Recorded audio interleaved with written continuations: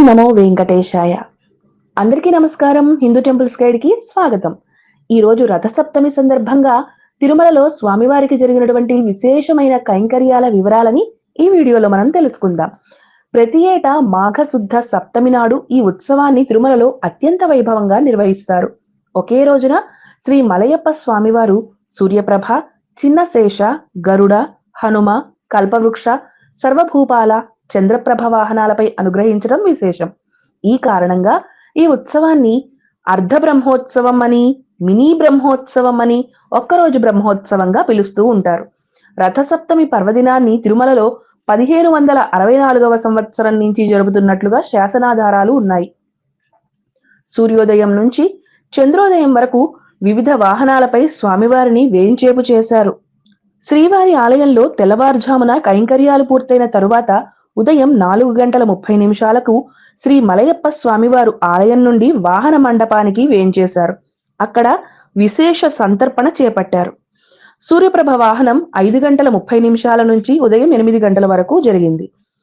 అక్కడి నుంచి ఆలయ వాయువ్య దిక్కుకు చేరుకోగానే సూర్యోదయాన భానుడి తొలి కిరణాలు శ్రీ మలయప్ప స్వామివారి పాదాలని స్పర్శించాయి. ఈ ఘట్టం భక్తులకి కనువిందు చేసింది. సూర్యుడు తేజోనిధి, సకల రోగ నివారకుడు, ప్రకృతికి చైతన్య ప్రదాత. వర్షాలు, వాటి వల్ల పెరిగే చెట్లు, చంద్రుడు, అతని వల్ల పెరిగే సముద్రాలు మొదలైనవన్నీ కూడా సూర్యతేజం వల్లనే వెలుగొందుతున్నాయి. సూర్యప్రభ వాహనం పైన శ్రీనివాసుని దర్శించుకోవడం వలన ఆరోగ్యం, విద్య, ఐశ్వర్యం, సంతానం వంటి ఫలాలు భక్తికోటికి సిద్ధించాయి. తరువాత చిన్నశేష వాహనం ఉదయం 9 గంటల నుంచి 10 గంటల వరకు ఈ సేవ జరిగింది.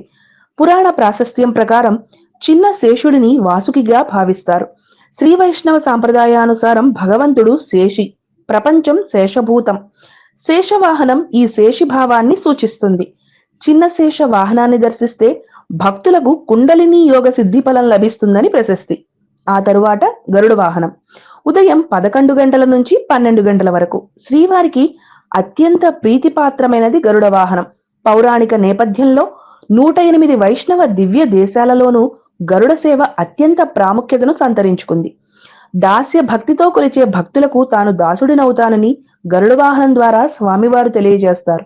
మానవులు జ్ఞాన వైరాగ్య రూపాలైన రెక్కలతో విహరించే గరుడిని గనక దర్శిస్తే సర్వ పాపాలు తొలగుతాయని స్వామివారు భక్తకోటికి తెలియచెబుతున్నారు. ఆ తరువాత హనుమంత వాహనం మధ్యాహ్నం 1 గంట నుంచి 2 గంటల వరకు ఈ సేవ జరిగింది.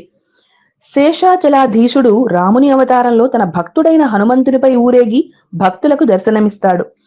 హనుమంతుడు భగవత్ భక్తులలో అగ్రగణ్యుడు. గురు శిష్యులైన శ్రీరామ హనుమంతులు తత్వ వివేచనక తెలిసినటువంటి మహనీయులు కాబట్టి ఈ ఇరువురిని చూసిన వారికి వేదాల తత్వం వనగూరుతుంది. అందుకనే శేషాచలాధీశుడు రాముని అవతారంలో తన భక్తుడైన హనుమంతుడిపై ఊరేగి భక్తులకి చక్కటి దర్శనం ఇచ్చాడు. తరువాత చక్రస్నానం మధ్యాహ్నం 2 గంటల నుంచి 3 గంటల వరకు. శ్రీ వరాహస్వామి వారి ఆలయం వద్ద గల స్వామి పుష్కరిణిలో చక్రస్నానం నిర్వహిస్తారు. ఈ సందర్భంగా చక్ర తాళ్వార్లకు పాలు, పెరుగు, నెయ్యి, తేనె, చందనంతో అర్చకులు అభిషేకం చేశారు. ఈ అభిషేక కైంకర్యాన్ని అందుకుని చక్ర తాళ్వార్ ప్రసన్నుడవుతాడు. చక్ర స్నానం సమయంలో అధికారులు, భక్తులందరూ కూడా పుష్కరిణిలో స్నానం చేసి యజ్ఞ ఫలాన్ని పొందారు. ఆ తరువాత కల్పవృక్ష వాహనం సాయంత్రం 4 గంటల నుంచి 5 గంటల వరకు ఈ సేవ జరిగింది. శ్రీ మలయప్ప స్వామివారు ఉభయ దేవేరులతో కలిసి కల్పవృక్ష వాహనంపై ఆలయ 4 మాడ వీధుల్లో విహరించి భక్తులకి దర్శనమిచ్చారు. క్షీర సాగర మథనంలో ఉద్భవించిన విలువైన వస్తువులలో కల్పవృక్షం ఒకటి. కల్పవృక్షం నీడన చేరిన వారికి ఆకలి దప్పులుండవు. పూర్వజన్మ స్మరణ కూడా కలుగుతుంది. ఇతర వృక్షాలు తాము కాచిన ఫలాలు మాత్రమే ప్రసాదిస్తాయి. అలా కాక కల్పవృక్షం కోరుకున్న ఫలాలన్నింటినీ ప్రసాదిస్తుంది. కాబట్టి కల్పవృక్ష వాహన దర్శనం వలన కోరిన వరాలను శ్రీవారు అనుగ్రహిస్తారని భక్తుల విశ్వాసం. ఆ తరువాత సర్వభూపాల వాహనం సాయంత్రం 6 గంటల నుంచి రాత్రి 7 గంటల వరకు. సర్వభూపాల అంటే విశ్వానికే రాజు అని అర్థం. అంటే శ్రీవారు సకల దిక్పాలకులకు రాజాధిరాజని భావం.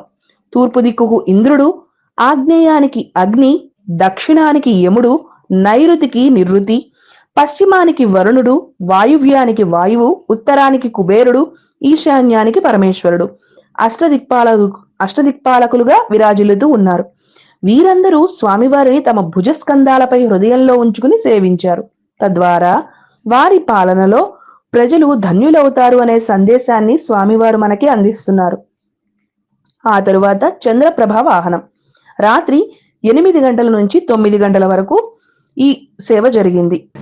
చంద్రుడు శివుడికి శిరోభూషణమైతే ఇక్కడ శ్రీహరికి వాహనంగా ఉండడం విశేషం. చంద్రోదయం కాగానే కలువలు వికసిస్తాయి. సాగరుడు ఉప్పొంగుతాడు. చంద్రప్రభ వాహనంపై స్వామిని చూడగానే భక్తుల మనస్సు ఉప్పొంగింది. భక్తుల కళ్ళు వికసించాయి. భక్తుల హృదయాల నుంచి ఆనందరసం స్రవించింది. ఆధ్యాత్మిక, భౌతిక, ఆదిదైవికం అనే 3 తాపాలని ఇది నివారిస్తుంది. తెలుసుకున్నాం కదా. రథసప్తమి నాడు తిరుమలలో స్వామివారికి జరిగేటటువంటి విశేష వాహన సేవల వివరాలన్నింటినీ. ఈ వీడియో గనక మీకు నచ్చినట్టయితే లైక్ చేయండి, మీ అభిప్రాయాన్ని కామెంట్ చేయండి. మరిన్ని తిరుమల అప్డేట్స్ కోసం మన హిందూ టెంపుల్స్ గైడ్ ఛానల్ ని సబ్స్క్రైబ్ చేయడం మాత్రం మర్చిపోకండి. గోవిందా గోవిందా.